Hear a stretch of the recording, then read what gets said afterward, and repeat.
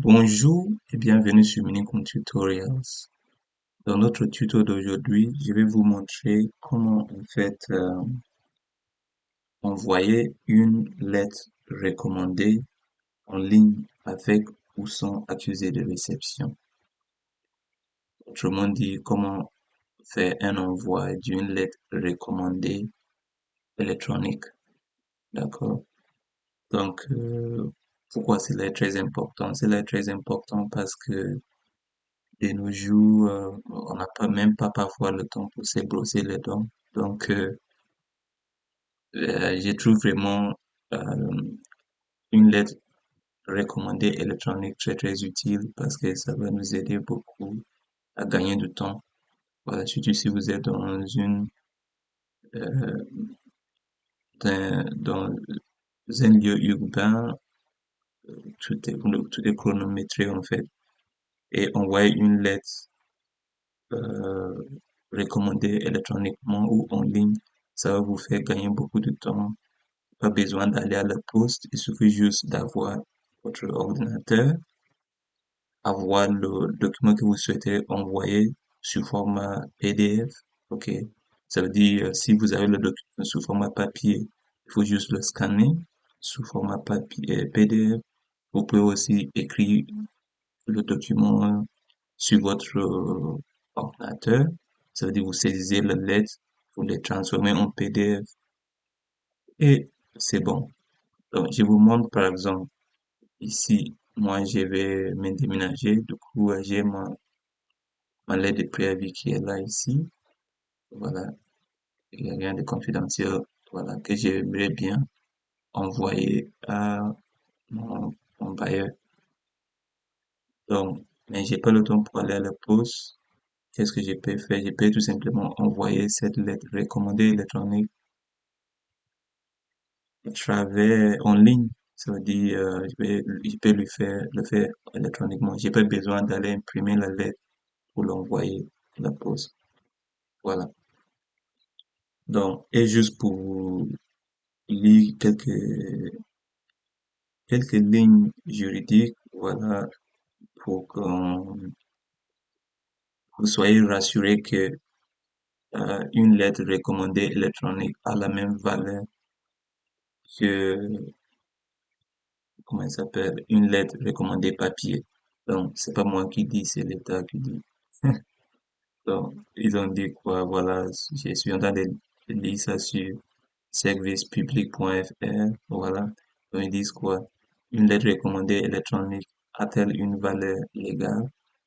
Donc, ils disent bien que la lettre recommandée électronique a la même valeur juridique que celle d'une lettre recommandée au format papier, dès lors qu'elle répond à certaines conditions. Donc, qu'est-ce qu'une lettre recommandée électronique, blablabla, je lis tous ces éléments-là. Mais ce qui est à garder en tête, c'est que elle a la même valeur qu'une lettre recommandée au format papier, c'est tout. Donc, pas besoin d'aller à la poste et vous allez gagner du temps et de l'argent, bien sûr. Donc, comment ça se fait? Je vais vous montrer, c'est très simple. D'abord, je vous ai dit, il faut avoir votre document que vous allez envoyer. Si c'est au format papier, allez le scanner en PDF, vous le gardez bien. Si c'est un document que vous avez saisi sur votre ordinateur, vous l'enregistrez sous format PDF et vous êtes bien. Maintenant, on va aller sur le post en ligne. Donc, c'est très simple. Pour aller au post en ligne, vous allez tout simplement sur, je vais saisir l'adresse web. Donc, vous saisissez HTT. Vous pouvez tout simplement chercher en ligne un post en ligne ou quelque chose. Mais je vais vous donner le lien exact. C'est https deux points barre oblique de comme ça. Vous mettez www, pardon, 3w la poste, la poste, voilà, la poste. .fr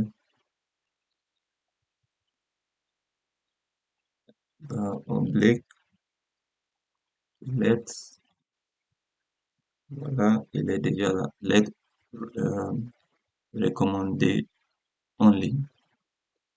Donc, et vous faites entrer, notez bien l'adresse, vous faites entrer et ça vous envoie ici. Donc, ici, juste en bas, vous avez quoi? Créer mon recommandé. Donc, c'est comme ça, en cliquant ici, que vous allez envoyer votre lettre. Mais avant tout, je vous conseille de créer, en fait, votre compte, la poste, ok? C'est-à-dire, c'est très simple. Même si vous n'avez pas de compte, ne vous inquiétez pas, ok? Si déjà vous n'avez pas de compte de la poste en ligne, ne vous inquiétez pas. Sinon, si vous avez un compte, vous pouvez même vous connecter déjà dans votre espace personnel. Vous voyez que moi, je me suis déjà connecté. Donc, sinon, ce n'est pas grave. Si, attendez, je vais me déconnecter là. Comme ça, on va voir comment ça va marcher. Donc, je me suis déconnecté et on va revisiter le site. Donc, le site, comme je vous ai dit, c'est https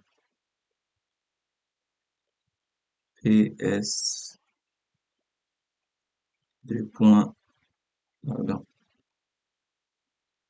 deux points bas oblique www.laposte.fr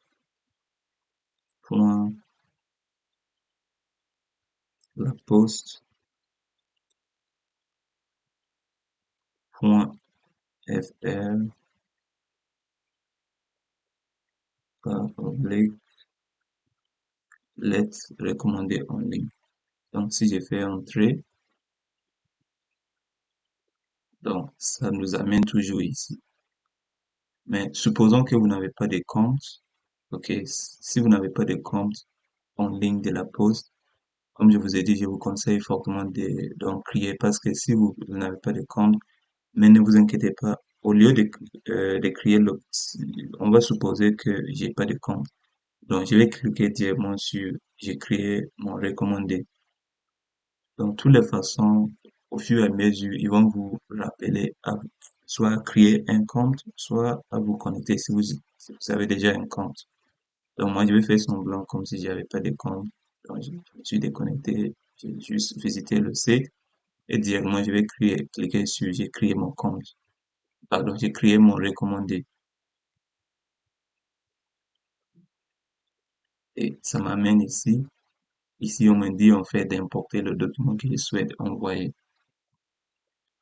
Donc, vous pouvez le faire, utiliser un modèle de lettres. Si vous voulez en fait, vous n'avez pas déjà de lettres, vous voulez rédiger la lettre ou quelque chose, il y a pas mal de modèles de lettres que vous pouvez suivre ici. En cliquant ici. Mais moi, j'ai déjà mon document saisi et je vous l'avais montré sur le bureau de mon ordinateur.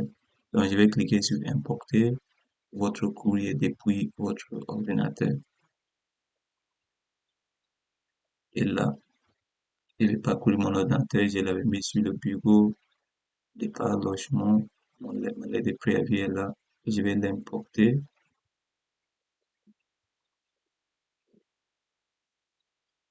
Donc, ça c'est fait, très bien.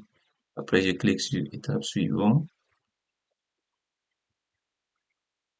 et après, qu'est-ce qu'ils me disent? Donc, vous voyez que sans accusé de réception, ça va vous coûter combien? À partir de 6,15 €. Vous voyez? Et si vous voulez envoyer avec accusé de réception, du coup, vous cochez bien ici avec accusé de réception. On dit quoi?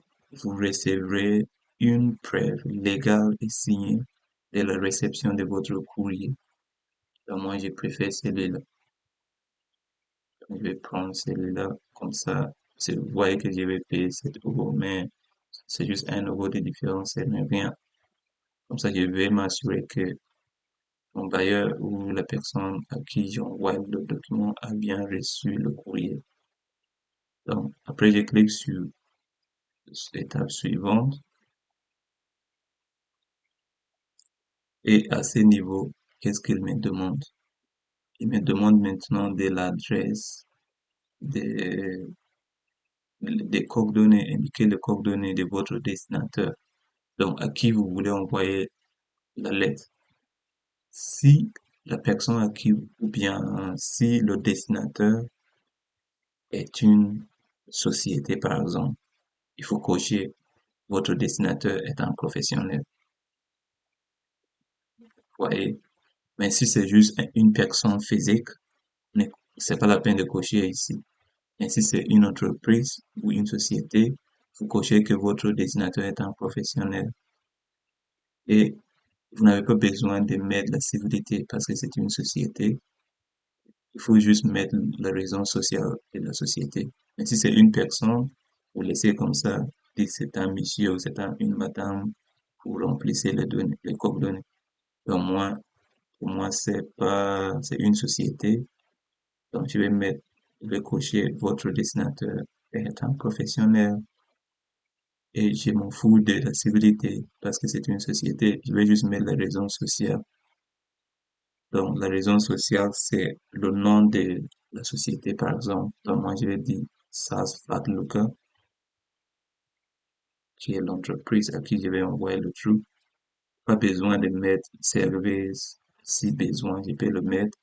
Non, prénom, non. C'est pas une personne physique. Et après, moi, je suis en France métropolitaine. Sinon, si vous êtes dans les régions outre-mer ou quelque chose, choisissez Guyane ou peu importe. Ok, après, le code postal, c'est très important. Donc, c'est au 12e 75002. Voilà, Paris. Et après, il faut maintenant mettre le lieu dit. Voilà. Donc, le lieu de, non, le lieu dit, ça pour moi, c'est pas important. Je vais juste mettre la rue, le numéro de la rue. Donc, je vais mettre 9 rue des Colombes. Des Colombes, et des Colombes. Voilà. Donc, ça se fera Lucas, le code postal. Voilà. Et si c'est une personne physique, il faut remplir tous les coordonnées. Après, je clique sur étape suivante. Et là, qu'est-ce qu'il me demande? Il me demande, voilà, le SAS destinateur, blablabla. Donc, ça, c'est le destinateur que je viens de saisir. Vous pouvez ajouter un autre destinateur. C'est bien possible. Ouais. Donc, vous pouvez ajouter d'autres dessinateurs. Moi, je vais juste cliquer sur l'étape suivante. Et là, vous devez indiquer vos propres coordonnées, vous en tant qu'expédiateur. Donc,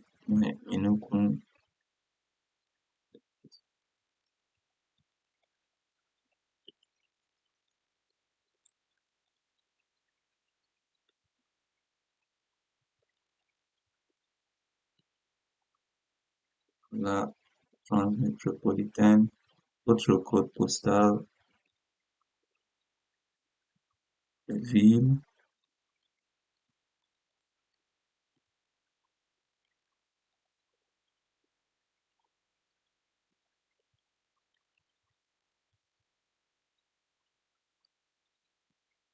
très bien.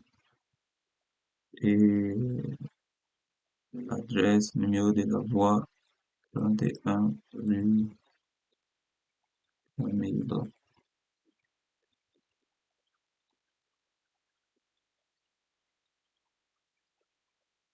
31 rue Camille Blanc, très bien. Je clique sur étape suivante. Là, et là, il me dit en fait d'indiquer, de choisir la date de dépôt de ma lettre.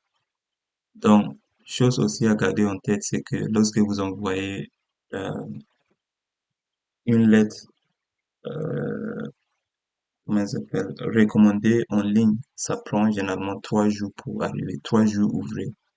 Donc, moi, je suis en train d'envoyer la lettre aujourd'hui, jeudi. Donc, s'il faut 3 jours ouvrés, le week-end ne compte pas.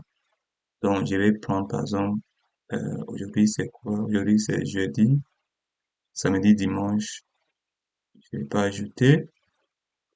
Donc, aujourd'hui, c'est jeudi, vendredi, c'est un jour ouvré, très bien.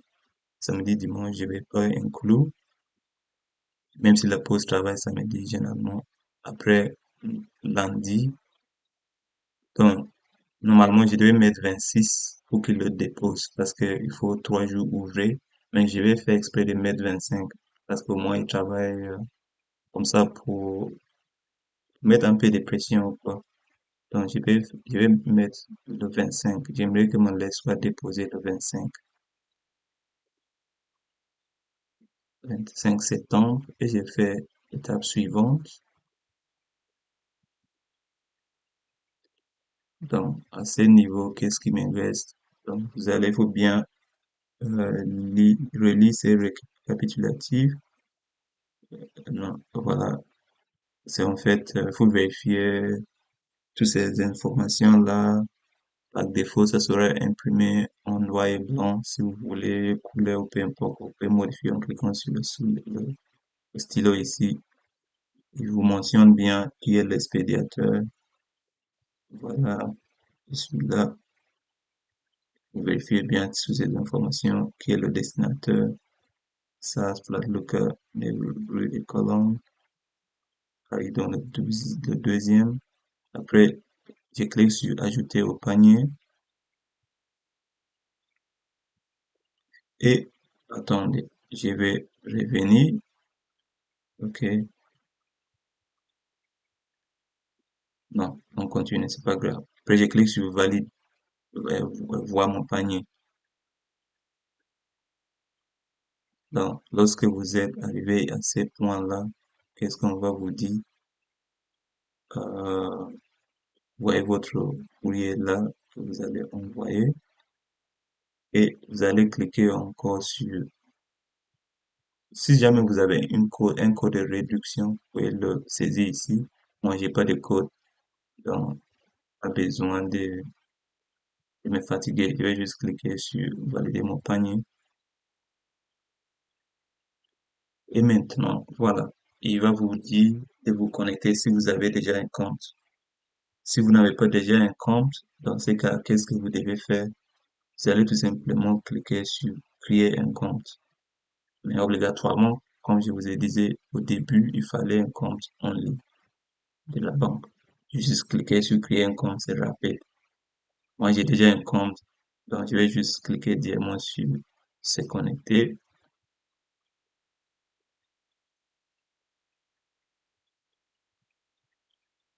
Et voilà, là, il faut que je paye. Donc, comment je vais payer? J'ai choisi le mode de paiement, je vais payer par carte bancaire.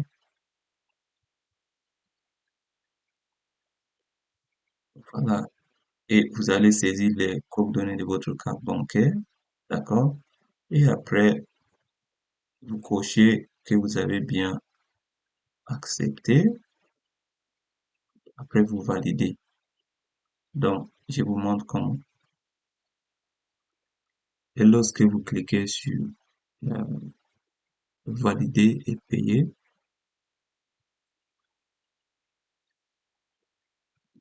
donc il faudrait authentifier la commande. Ça, c'est si, voilà, en fonction des paramètres de sécurité de votre compte bancaire.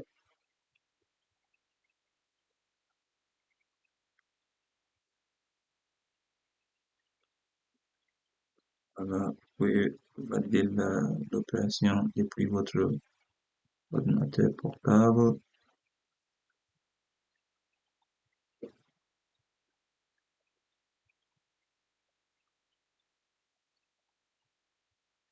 Donc, ils ont dit quoi? Authentification réussie.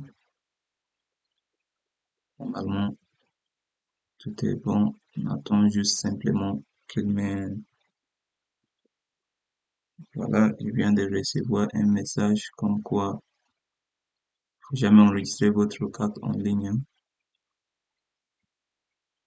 Voilà. Donc, vous pouvez télécharger votre facture directement en cliquant sur télécharger la facture. On sait jamais, il faut bien le télécharger pour le garder.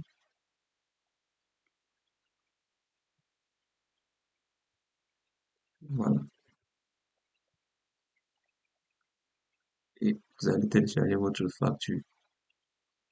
Et lorsque, en fait, votre lettre sera déposée à vos destinataires, on va vous envoyer un accusé de réception comme une lettre euh, recommandée électronique, pardon, que une lettre recommandée normale au papier, c'est la même chose. Après, une chose très importante que je vais vous dire, c'est que vous pouvez suivre même votre lettre que vous avez envoyée en ligne depuis votre espace personnel La Poste. Comment vous allez faire ça? Je vais ouvrir un nouveau onglet, par exemple, comme ça, et je vais tout simplement écrire La Poste. OK? Vous écrivez La Poste, faites entrer, vous cliquez sur, comme ça, la première ligne, et vous allez vous connecter. Rappelez-vous que je vous avais dit de vous connecter, de créer votre compte.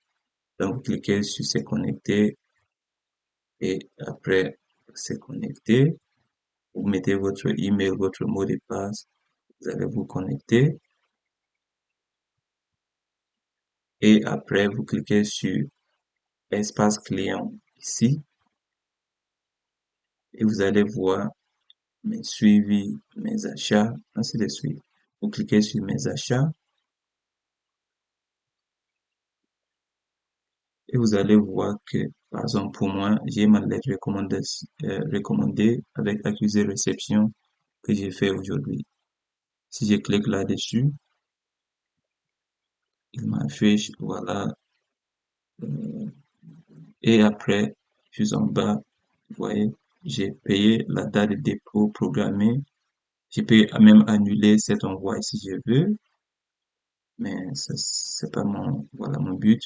Après, vous allez suivre, voyez l'évolution. Après avoir payé, ça va arriver en cours de préparation et finalement envoyé.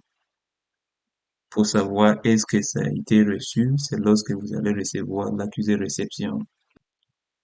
Et enfin, je vais vous montrer comment vous allez recevoir l'avis de réception après la livraison de votre courrier à l'adresse euh, de destination.